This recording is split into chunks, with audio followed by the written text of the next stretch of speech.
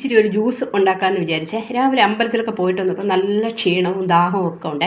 അപ്പോൾ ഞാൻ വിചാരിച്ചു ഇങ്ങോട്ട് വരുമ്പം ഏതെങ്കിലും കടയിൽ കയറി ജ്യൂസ് കുടിക്കാമെന്ന് വിചാരിച്ചു. പിന്നെ വിചാരിച്ചു വേണ്ട, വെറുതെ കാശ് കളയണ്ട. അപ്പോൾ വീട്ടിൽ വന്നിട്ട് ഇച്ചിരി മാങ്ങ മുറിച്ചെടുത്തു, 2 നട്ട്സ് ഒന്ന് കുതിർത്തെടുത്തിട്ടുണ്ട്, ഇച്ചിരി രസനയും കൂടെ ഇട്ടിട്ട് ഒന്ന് ഞാനൊന്ന് മിക്സിയിലോട്ടിട്ട് ഒന്ന് നല്ലവണ്ണം ഒന്ന് ഫൈനായിട്ടൊന്ന് അരച്ചെടുക്കട്ടെ. പഞ്ചസാര ഒന്നും ഇടണ്ട, രസനയിൽ നല്ല മധുരം ഉള്ളത് കൊണ്ട് പഞ്ചസാര ഒന്നും ഇടാതെ തന്നെ ഇതൊന്ന് നല്ലവണ്ണം ഒന്ന് അരച്ച് കൊണ്ടുവരട്ടെ. ഇത് ഞാൻ അരച്ചെടുത്തിട്ടുണ്ട്. ഇതിനെ ഒന്ന് ഗ്ലാസ്സിലോട്ടൊന്ന് ഒഴിക്കാം. ഇച്ചിരി വലിയ ഗ്ലാസ് ആയിപ്പോയി കേട്ടോ, എന്നാലും കുഴപ്പമില്ല. ഇനി ഞാൻ എടുത്തേക്കുന്നത് എന്താണെന്നറിയാമോ? ഐസ് ക്യൂബാണ്. ഇതെങ്ങനെയെന്ന് പറഞ്ഞാൽ ഐസ് ഉണ്ടാക്കുന്ന മോൾഡില്ലേ, അതിൽ ഞാൻ ചൂടുവെള്ളം തണുപ്പിച്ചിട്ട്, തിളച്ച വെള്ളം തണുപ്പിച്ചിട്ട് ഞാൻ ഒഴിച്ചിട്ട് ഇതിൻ്റെ ക്യൂബാക്കി എടുക്കാൻ വേണ്ടി ഞാൻ ഇങ്ങനെയാണ് വയ്ക്കുന്നത്. അതിലോട്ടൊന്ന് ഇടാം.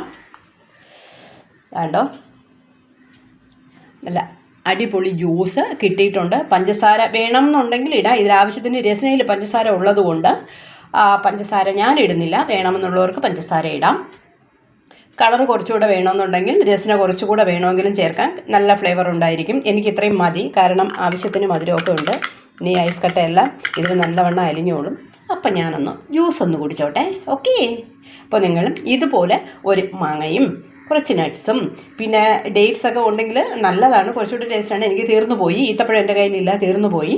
എന്ത് വേണോ ഈ മാങ്ങയുടെ കൂടെ ചേർത്തിട്ട് അല്പം രസനയും കൂടെ ചേർത്താൽ നല്ല അടിപൊളി ചെറിയ മധുരമുള്ള ജ്യൂസ് നമുക്ക് കിട്ടും. ഓക്കെ. അപ്പോൾ നിങ്ങളും ഇതുപോലെ ഒന്ന് ട്രൈ ചെയ്യണേ. ബൈ.